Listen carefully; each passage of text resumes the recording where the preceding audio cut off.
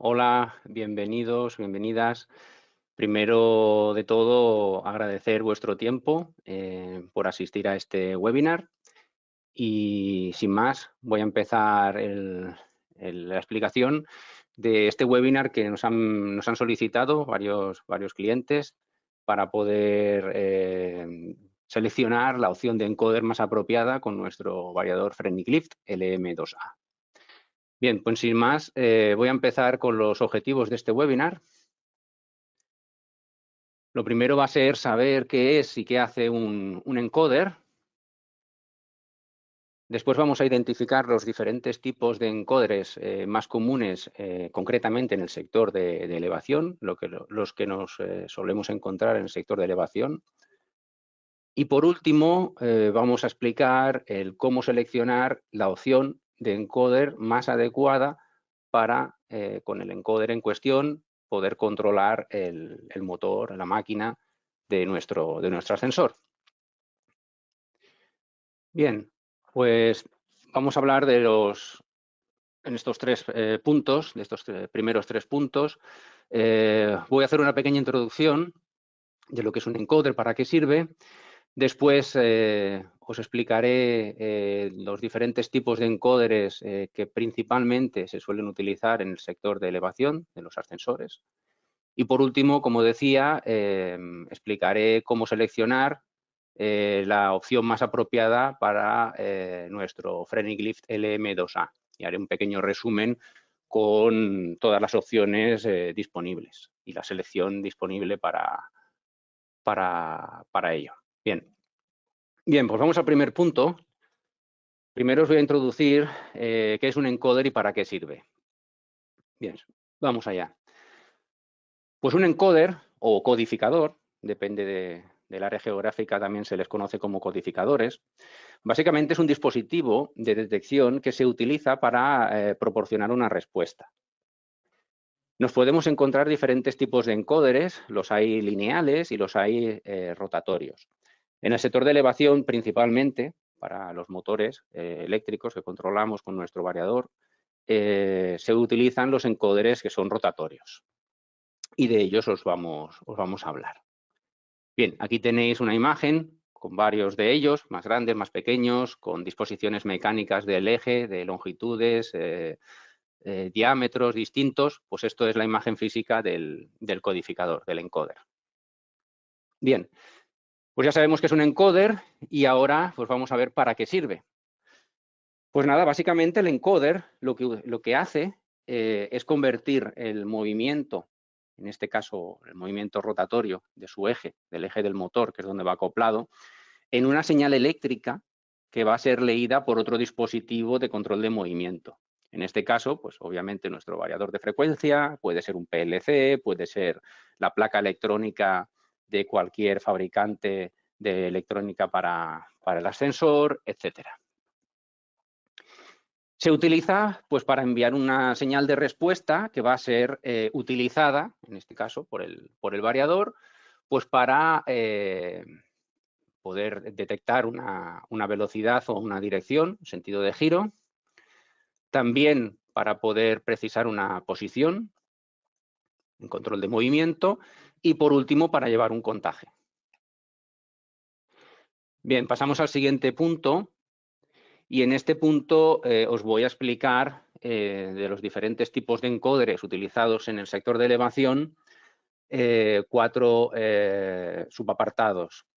Primero veremos lo que es un encoder incremental, después la parte del encoder absoluta, el encoder absoluto.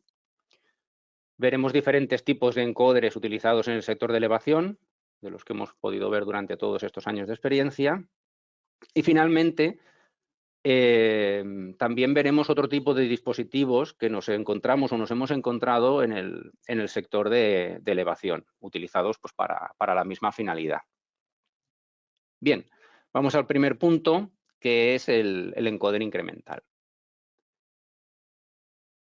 Muy bien. En la imagen podéis ver un disco óptico de los que utilizan los fabricantes de encoders, ¿vale? Y esto, digamos, este plato, este disco, es lo que va dentro del encoder.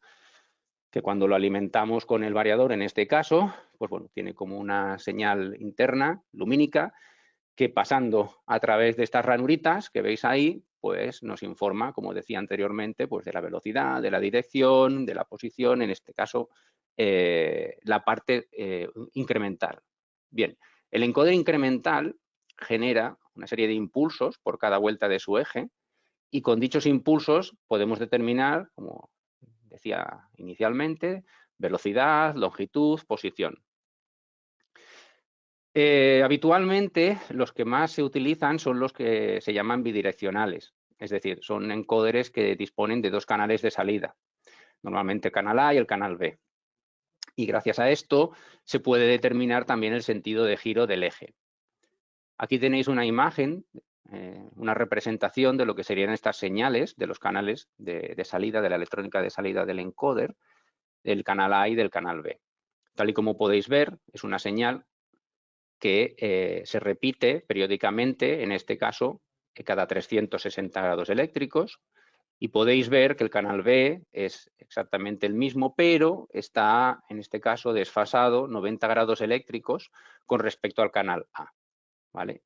Y, por ejemplo, lo que decía antes, ¿cómo podemos saber la velocidad? Pues va a ir en función de la frecuencia a la que el dispositivo, en este caso el variador, va a recibir esta serie de impulsos. Y el sentido de giro también se puede determinar pues, en función de qué canal le llega antes al variador. Si, por ejemplo, le llega primero el canal A y después le llega el canal B, pues yo ya sé que estoy girando en sentido, por ejemplo, horario. Si el encoder gira al revés y primero recibo el canal B y después recibo el canal A, pues estoy girando en sentido antihorario. Vale, pues así es como funciona el encoder, no tiene mucho misterio. Vale, esa es la parte incremental, ¿vale? Ahora os voy a hablar de lo que sería la parte absoluta de un encoder. Al igual que antes, aquí tenéis ahora lo que sería el disco, la parte del disco óptico que incorpora un encoder con señales absolutas. Como podéis ver, cambia un poco la cosa con respecto al disco óptico incremental. Es un poco más complejo porque básicamente tiene otro tipo de señales o codificaciones, ¿vale? Pero bueno, es lo que ahora os voy a explicar cómo funciona. Básicamente el encoder absoluto lo que hace es generar una señal que indica una posición actual. Dicho dispositivo es capaz de ofrecer en este caso pues, la posición desde el momento en que se enciende y también tras el corte eléctrico. Es decir, que si yo tengo una posición actual que es esta y por lo que sea quito tensión al equipo, al variador, a la maniobra, etcétera, y mecánicamente durante el montaje, que puede ser bastante típico, movemos la cabina, la plataforma, se mueve el eje del motor y por lo tanto se mueve el encoder. Si la posición ha cambiado y ahora en lugar de apuntar a esta posición apuntamos a esta otra, por ejemplo, en el momento de volver a dar tensión, como se intercambian los datos entre el encoder y el variador, ¿vale? El variador lo que hace es consultar la información del encoder y en este caso, si está quieto y no se mueve, no va a recibir, obviamente, la información de las señales incrementales que hablaba anteriormente, pero sí vamos a leer la posición absoluta y vamos a darnos cuenta de que la posición actual pues, ha cambiado respecto a la anterior porque la codificación es distinta, ¿vale? Y esa es la ventaja de tener la información absoluta por parte del encoder o codificador. Vale, pues ya hemos visto lo que es la parte incremental de un encoder, hemos visto lo que es la parte absoluta también de un encoder y ahora vamos a ver los diferentes tipos de encoders utilizados en el sector del ascensor. Vale. Bien, como antes, vamos a empezar con la parte de los encoders incremental. Los tenemos con unas señales de salida que son cuadradas, exactamente igual que el gráfico que mostraba anteriormente. Los tenemos con diferentes circuitos de salida, que también entraremos para ver los más comunes. Y por último, también los hay, igual que están los de la señal cuadrada, también los podemos encontrar con señales de salida senoidal, ¿vale? Que se les conoce también como sincos. Bien, vamos a empezar por el primer punto, que son los más comunes, los más típicos, los de señal de salida cuadrada.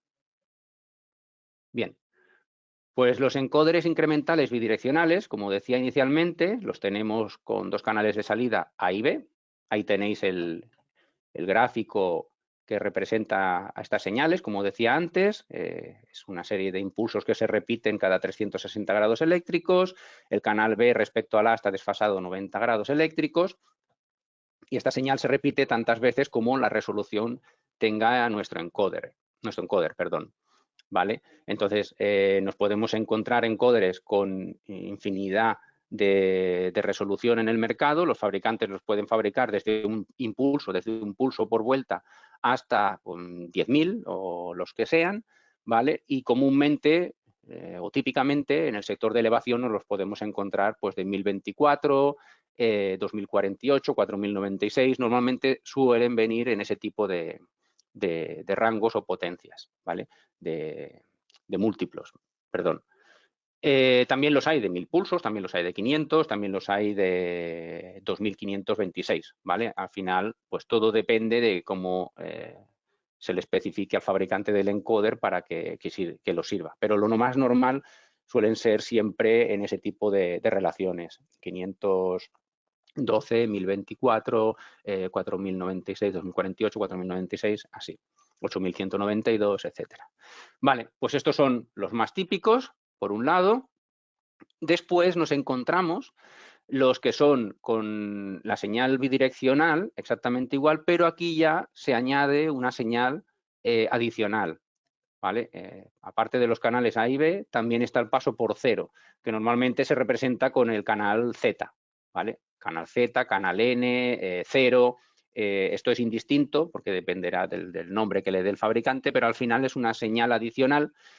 Y lo que hace este paso por cero o referencia es sincronizarse con respecto al canal A, B o ambos y proporciona un impulso o un pulso a cada vuelta del eje, ¿vale? O sea, cada 360 grados mecánicos del encoder, pues nos da un impulso, una referencia. Las señales eléctricas, pues como podéis ver, son exactamente las mismas que la anterior, canal A, canal B, desfasados, el periodo se repite cada 360 grados eléctricos y el canal Z, pues en este caso, como podéis ver aquí, aparece, se sincroniza en el mismo flanco de subida que el canal B, por ejemplo, y a la mitad del periodo del canal A, en este caso. Vale, bien. ¿Qué tipo de máquinas para el ascensor, qué tipo de motores podemos controlar con uno u otro encoders? Bien, pues con el encoder bidireccional, el clásico, el típico, con los canales de salida A y B, se pueden controlar motores de inducción, ¿vale? Como podéis ver en la imagen, aquí tenéis un motor de inducción de jaula de ardilla, clásico, con o sin reductor, concretamente en la imagen es un motor gearless, es decir, es un motor de inducción sin reductor. Y esto que se ve aquí, aunque es chiquitito, es el encoder que está cogido en el eje, en el mismo eje del motor, ¿vale? Bien, y con el otro tipo de señal, concretamente cuando se incluye el paso por cero o la referencia, esta pequeña diferencia con respecto al encoder anterior, es decir, cuando incluimos el paso por cero, nos permite controlar también motores síncronos de imanes permanentes, básicamente porque necesitamos tener una referencia con respecto a la posición de los polos magnéticos del motor síncrono de imanes, ¿vale? Y entonces esta referencia pues, se usa para hacer una corrección internamente. Esto son cosas ya del control de motor, pero básicamente, gracias al paso por cero, podemos gobernar este tipo de motores. Bien. Ahora vamos a hablar de los diferentes circuitos de salida que tenemos en los encoders incrementales. Vamos allá.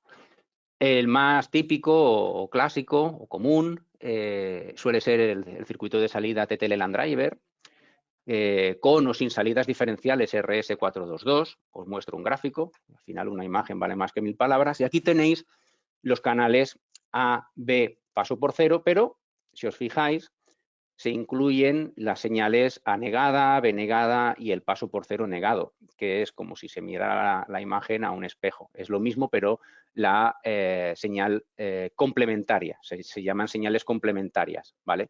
Y son salidas, en este caso, de la electrónica diferencial RS422. Básicamente, este tipo de señal es una señal más robusta, que normalmente se recomienda para zonas o áreas donde hay problemas de interferencias y demás. Más que nada en el sector de industria principalmente, pero en el sector de elevación también nos podemos encontrar en instalaciones donde hay algún problema de interferencias, ruidos eléctricos, y siempre es más agradecido, por así decirlo, es más robusta la señal con canales diferenciales, con canales complementarios, perdón. Bien, este tipo de electrónica se suele alimentar a 5 voltios de corriente continua, ¿vale?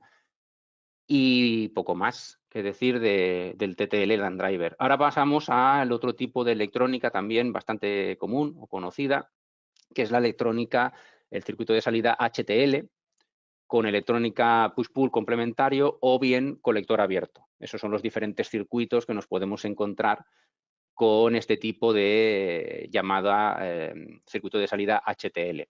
En este caso, y a diferencia del anterior, este tipo de electrónica se alimenta a un nivel de tensión más elevado, un nivel de voltaje más elevado, 12, 15, 24 voltios, ¿vale? Y el tipo de señal habitualmente o comúnmente nos solemos encontrar los canales AB y paso por cero, ¿vale? Hoy día también hay fabricantes de encoders que fabrican encoders universales que pueden ser con alimentación desde 5 hasta 30 voltios incluso, y que llevan señales diferenciales, que llevan los canales complementarios o simplemente los canales AB y paso por cero, ¿vale? Bien, eso lo veremos después cuando seleccionemos la tarjeta más adecuada en función del encoder que tengamos disponible. Vale, con la electrónica TTL Land Driver, con o sin salidas diferenciales RS422, ¿vale?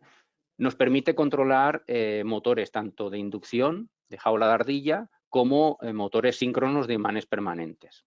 Bien. Y con el otro tipo de electrónica, HTL, push-pull, complementario o colector abierto, también, básicamente. Podemos controlar pues, más o menos los motores que típicamente nos podemos encontrar en el sector del ascensor de elevación. Vale, y ahora por último, siguiendo el bloque de la parte incremental de los encoders incrementales, os voy a mencionar los encoders que suministran señal de salida senoidal, ¿vale? Pues en este caso, simplemente la diferencia está en que el tipo de señal incremental tiene esta forma, seno-coseno incremental. O sea, la filosofía es la misma, exactamente igual que la anterior, que los canales cuadrados, pero como podéis ver aquí, la señal tiene una forma senoidal, seno-coseno.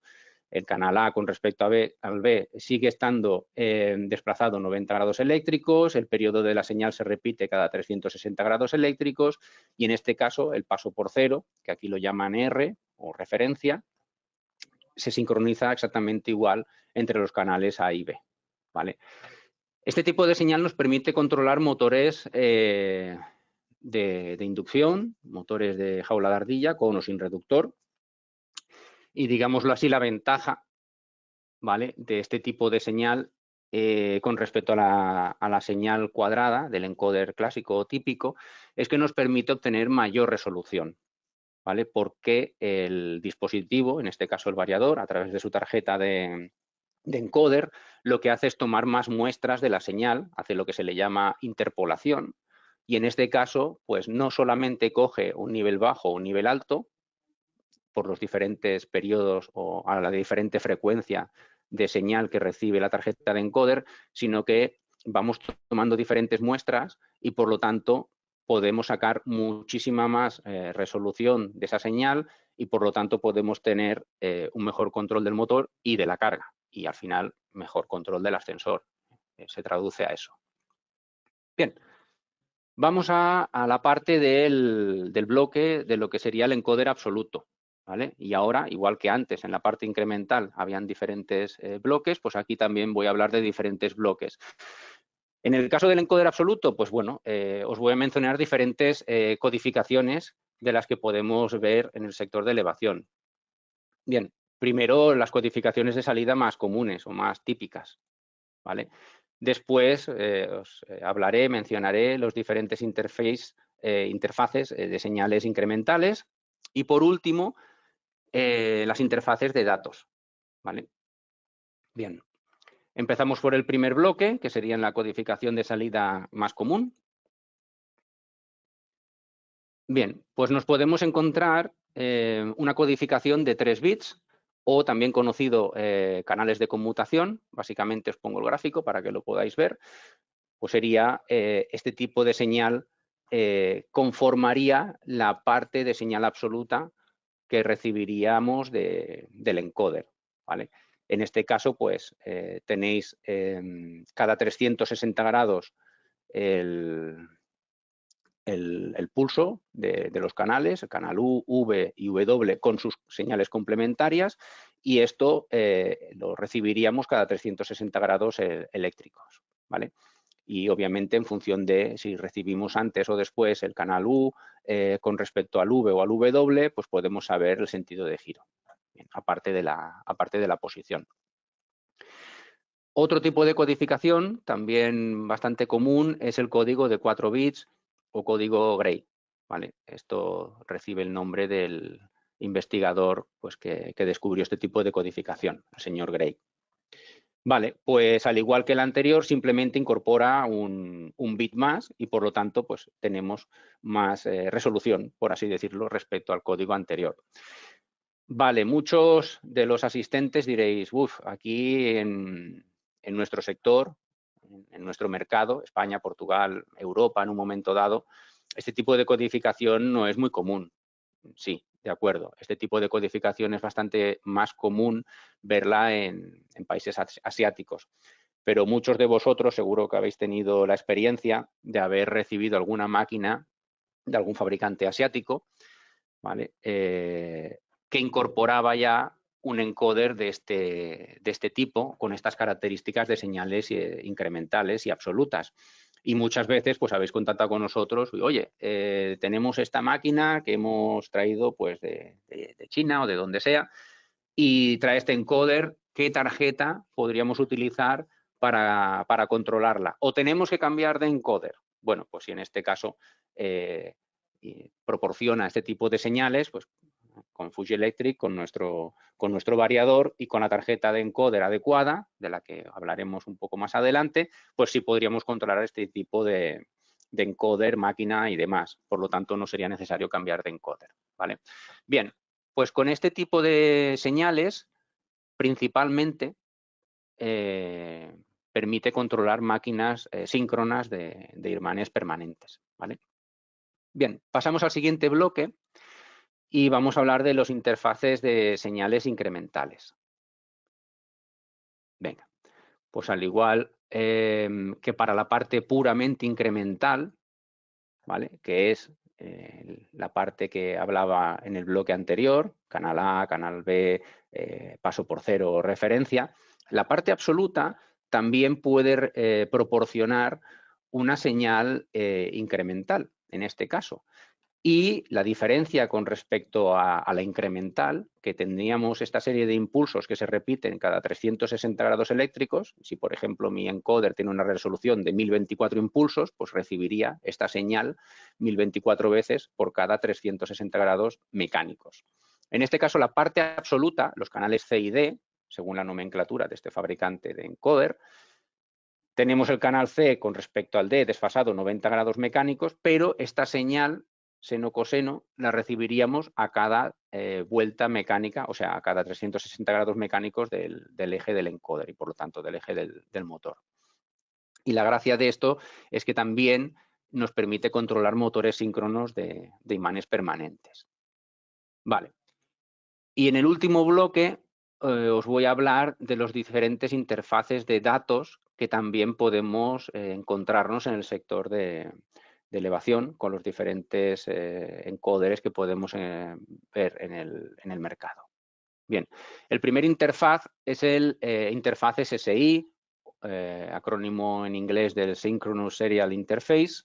Esto está basado en un RS 485-422 y básicamente la posición lo que hace es transmitirla mediante una serie de datos, unas líneas de datos, que son las señales llamadas como data, y a una frecuencia de reloj. O sea, se mandan sincrónicamente, por así decirlo, a un periodo estipulado por una señal de clock, de reloj, ¿vale? Y en este caso os muestro el gráfico, que será mucho más sencillo. Aquí podéis ver una línea de datos, una información que se manda por estos datos, por estas comunicaciones, y ya podéis ver ahí la señal, el periodo del clock, de la señal clock, ¿vale? En este caso, este fabricante es SICK. Antiguamente a lo mejor lo conocéis como SICK Stegmann, a día de hoy es SICK, fabricante austriaco o alemán, si no recuerdo mal. Y bueno, pues tenemos esta interfaz de datos donde podemos transmitir la posición absoluta entre otros datos. Pues muy bien, el siguiente interfaz es el BIS-C, es un código abierto, RS485422, básicamente es exactamente igual que el anterior, el SSI, pero en este caso se trata de una interfaz abierta, ¿vale? O sea, esto es no es propietario ninguna empresa, por así decirlo. Es una interfaz abierta, no es propietaria de SIG ni de nadie, ¿vale? Y también tenemos una línea de datos que se transmiten entre el maestro y el esclavo, entre el encoder y el variador o el PLC y la señal de clock, ¿vale? Para sincronizar estas líneas de datos. Bien, este tipo de interfaz nos permite controlar o gobernar motores síncronos de imanes permanentes. Vale, y ahora los últimos interfaz de los que vamos a hablar, este es bastante popular, lo conoceréis casi todos, es el interfaz o el protocolo ENDAT, ¿vale? Es una interfaz digital bidireccional, en este caso, pues para sistemas de medida capaz de transmitir valores de posición y datos almacenados en el encoder. En este caso, el fabricante es fabricante alemán, se llama Heidenhain, y dentro de los diferentes protocolos, el 2.1, el 2.2 y demás, básicamente el protocolo se llama ENDAT y nos transmite diferentes datos que se pueden almacenar en el encoder. En nuestro variador, en nuestro Freilich Lift LM2A, podríamos llegar incluso a leer los datos de la placa del motor, los datos del offset. Todos esos datos se pueden almacenar en la memoria que tiene el encoder. Y con nuestro variador Freilich Lift podemos hacer tanto la escritura, que eso lo podría hacer el mismo fabricante del motor, una vez teste el motor en su banco de pruebas, y nosotros en el momento de la puesta en marcha podríamos ir, sería tan sencillo como ir a un parámetro y decirle al variador, me lees los datos de la memoria del encoder, y entonces podemos trasladar los datos del encoder al variador y no tendríamos la necesidad ni de hacer el mapa de motor, ni de hacer el pole tuning, aunque ya sabéis que en nuestro caso es estático.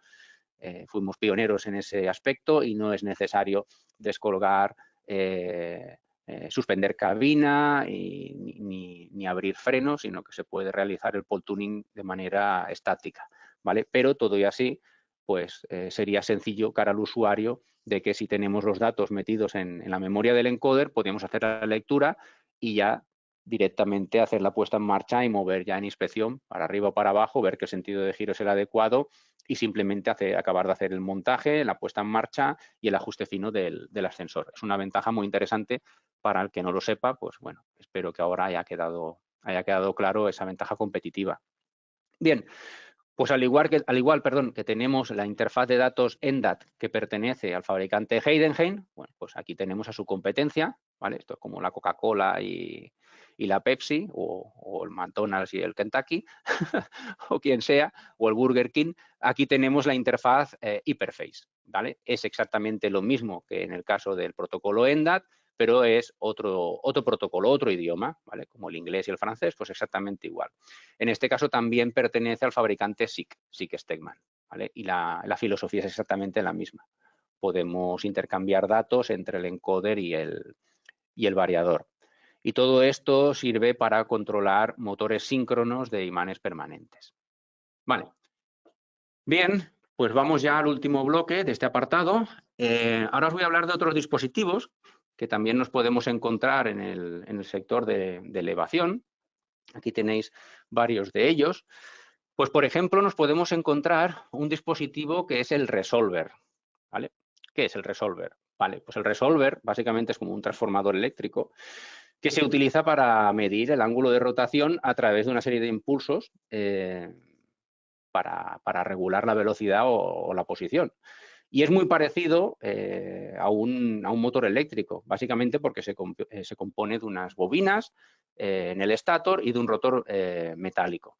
Aquí tenéis una gráfica, veis exactamente igual que un transformador, tiene un primario, tiene dos circuitos secundarios y simplemente pues, el giro de este rotor metálico hace que podamos recibir este tipo de señales, estos tipos de impulsos digitales para poderlos leer con nuestro variador. ¿Vale? El resolver, históricamente hablando, pues es lo que se utilizaba hace a lo mejor pues, 30, 40 años atrás en el sector industrial, en muchas industrias como papeleras o sitios donde, por ejemplo, un encoder, o a lo mejor todavía no existía, estoy hablando de hace muchos años atrás, o sitios donde las máquinas por temperatura, por vibración, por condiciones de trabajo muy duras, un encoder podría acabar rompiéndose. Y entonces, en este caso, el resolver es un elemento mucho más robusto. Pues en algunos casos, en algunos motores de los que nos hemos encontrado o nos encontramos todavía a día de hoy en el sector de elevación, hay veces pues, que habéis contactado con nosotros y, oye, ¿qué tarjeta pongo para este encoder? No, no es un encoder, es un resolver, ¿vale? Bien, pues otro de ellos es la dinamo tacométrica o la tacodinamo. La tacodinamo es un generador, un sensor analógico, compuesto por un imán permanente y un núcleo de hierro y genera una señal proporcional a la velocidad de rotación del eje. Aquí tenéis una imagen de lo que sería gráficamente la dinamo tacométrica, el imán que gira y, bueno, y estas bobinas pues, nos proporcionan una señal. Aquí tenéis físicamente lo que sería una dinamo tacométrica, exactamente igual que en el comentario anterior respecto al resolver, utilizado en motores de corriente continua de hace ya muchísimos años, incluso a día de hoy también, por lo que comentaba anteriormente con respecto al resolver. Es un elemento muy robusto en cuanto a temperaturas, en cuanto a vibraciones, etcétera. Y básicamente, pues bueno, es un generador, tiene unas escobillas, ¿vale? Necesita también, precisa un mantenimiento, pero al final es un dispositivo que también nos podemos encontrar en algunos motores de elevación. Concretamente, aquí tenéis el ejemplo de un caso en el que nos encontramos este dispositivo, que en muchos casos también se confunde porque mecánicamente es muy similar a un encoder, pero en este caso es una dinamo. Nos lo encontramos en un tipo de motor en el que además no está en el mismo eje de rotación, sino que está en la periferia, ¿vale? Y suele ser motor síncrono de imanes permanentes. Entonces, bueno, también en este caso nosotros no disponemos tarjeta para controlar este tipo de dispositivos para el ascensor, ni el resolver, ni la dinamo tacométrica, pero habitualmente se ofrecen infinidad de encóderes para poderlo sustituir. Mecánicamente encaja exactamente igual, con la ruedecita de plástico y demás, es tan fácil como quitar, poner.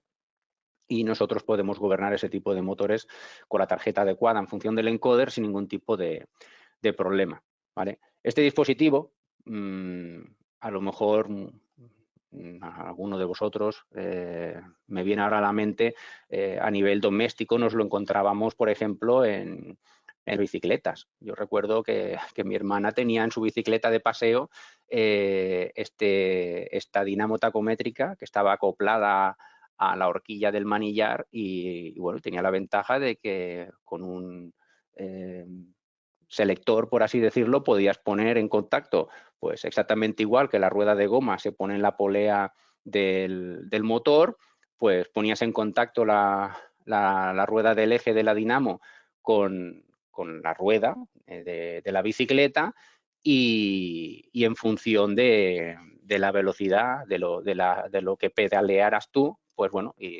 iluminaba una bombilla. No es que tuviera una gran potencia, pero bueno, si querías encender esa bombilla, pues tenías que pedalear como si no hubiera un mañana y al final la ventaja es que se te ponían las piernas como a Conan el Bárbaro. Bien, nada, perdonar el comentario off the record. Por último, vamos a hablar del encoder magnético. Vale, este sí que es un dispositivo que a día de hoy nos encontramos bastante más frecuente no es que sea novedoso, pero es otro dispositivo de los que nos podemos ver, que podemos encontrar en el sector de elevación. Básicamente, el encoder magnético es un dispositivo precisamente que hace lo opuesto a la dinamo tacométrica. En este caso, lo que hace es evitar el rozamiento entre dos elementos. Contiene un sensor en la parte interna del dispositivo y lo que hace es detectar un cambio en un campo magnético y la circuitería lo que hace es convertir dicho cambio en una señal eléctrica para poder, pues eso, como finalidad siempre es la misma, leer una velocidad y una posición. Aquí tenéis un gráfico de lo que sería físicamente este tipo de encoder, el encoder magnético. Tenéis aquí el gráfico de lo que sería el campo magnético. Al final es bueno, como un imán, tiene un norte y un sur y en función del el giro, la velocidad de giro de este campo magnético, pues podemos captar esta señal y enviársela a nuestro dispositivo, nuestro variador de frecuencia. En este caso, este tipo de encoder nos lo encontramos también en estas máquinas donde antes el encoder o la dinamo la teníamos en la periferia, pues ahora básicamente está en la polea tractora y mediante un anillo donde está este imán, ¿vale? Se capta esta señal, ¿vale? Y esto es relación directa, con lo cual también sin ningún tipo de problemas podemos gobernar esta máquina exactamente igual que con el encoder desplazado del eje. Y en función del tipo de señales, pues utilizaremos una tarjeta u otra. Vale, pues ahora vamos a entrar en este último bloque donde precisamente se hablará de qué opción va a ser la más adecuada para poder controlar el encoder con nuestro LM2A. Primero, pues veremos las diferentes opciones que ofrece nuestro producto, el Frenic Lift, y después veremos qué selección de opción será más adecuada en función del encoder.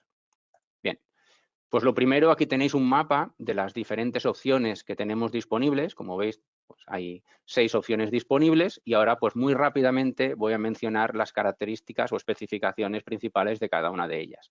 Empezaré por la OPC PG3, ¿vale?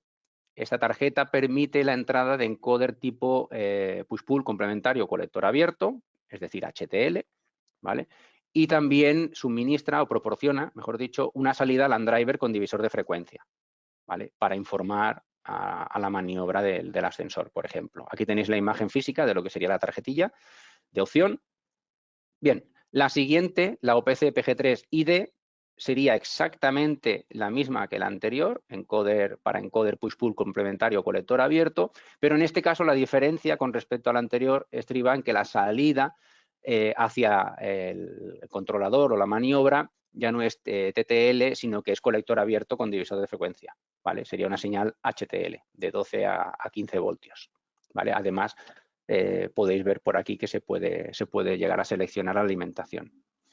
Bien, pues estos dos tipos de tarjeta, tanto la PG3 como la PG3 ID, permiten controlar pues, cualquier tipo de motor, de inducción, síncrono de imanes permanentes con el encoder en el eje o síncrono de imanes permanentes con el encoder desplazado del eje, con el encoder en la periferia.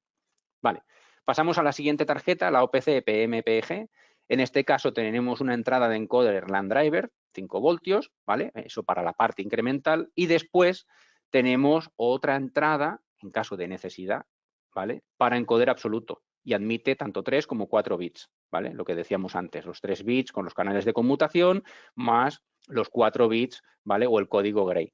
Y asimismo, al igual que la anterior, las dos anteriores, también incorpora una salida, esta parte de la izquierda, este conectorcillo de la izquierda, es la salida LAN driver con divisor de frecuencia. Y el conector de la derecha tenemos la parte de alimentación, obviamente, después tenemos la parte incremental, los canales A negado, B negado, paso por 0 y después lo que decíamos, hasta 4 bits de código Gray con sus complementarios. Por eso es una tarjeta, pues en este caso es del doble de tamaño con respecto a las anteriores porque obviamente admite muchas más señales. Vale, pues con este tipo de tarjeta, al igual que la anterior, podemos controlar o gobernar cualquier tipo de motor. Inducción, de jaula de ardilla, síncrono de imanes permanentes con el encoder en el eje o síncrono de imanes permanentes con el encoder desplazado del eje. Bien, la siguiente es la OPC PR.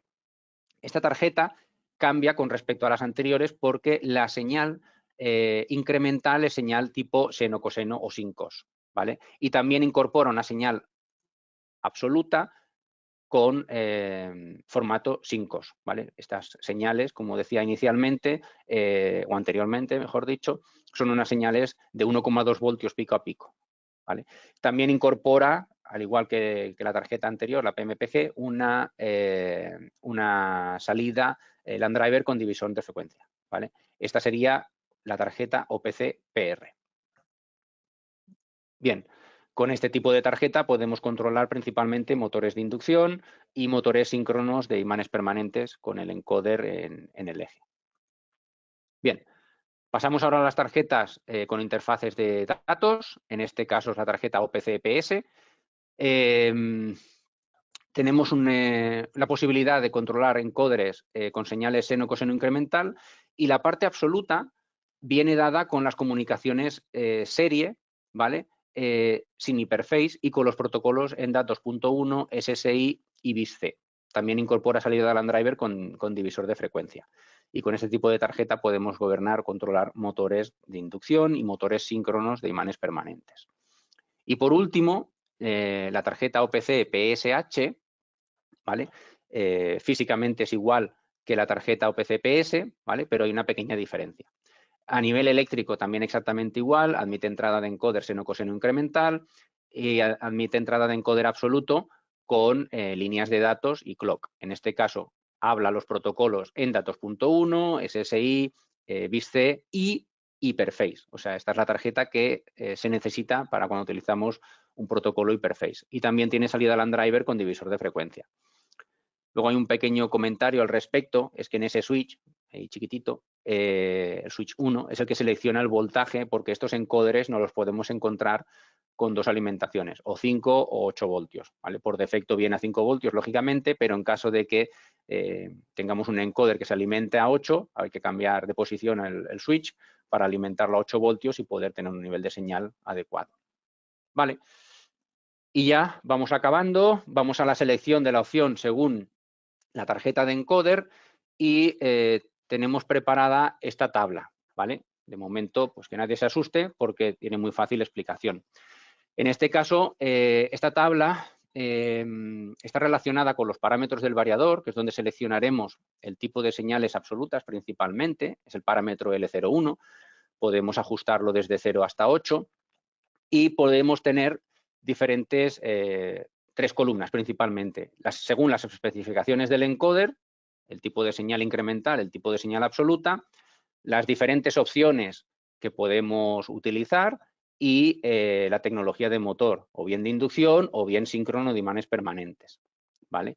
Entonces, con el L01, tal y como viene por defecto, en 0, implica que yo no voy a utilizar ningún tipo de señal absoluta, por lo tanto, el tipo de motor que voy a controlar es un motor de inducción, de jaula de ardilla, ¿vale? Y es tan fácil como ver en horizontal si el tipo de señal incremental que tiene mi encoder, que proporciona mi encoder, es push-pull colector abierto, perdón, pues voy a utilizar la tarjeta PG3 o la PG3ID, ¿vale? Sin más. Si el tipo de señal es TTL LAN driver, utilizaré la tarjeta PMPG. Y si la señal incremental tiene un formato diferencial sinusoidal de 1 voltio pico a pico, voy a poder utilizar cualquiera de esas tarjetas, la PS, la PSH o bien la PR. Todo esto para controlar el motor de inducción, ¿vale? Así se hace la lectura, digamos, de esta tabla. Para vuestra información, esta tabla también la tenéis disponible en nuestra documentación, en nuestra guía rápida, ¿vale? Tanto en castellano como en inglés. Bien.